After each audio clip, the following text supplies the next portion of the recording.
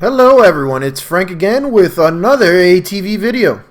In today's video we are once again working on the Canam, and this time we're extending the snorkels. The old snorkels, although nice and cool looking, were unfortunately pretty short, just barely over the dash. So the only logical thing to do was extend them.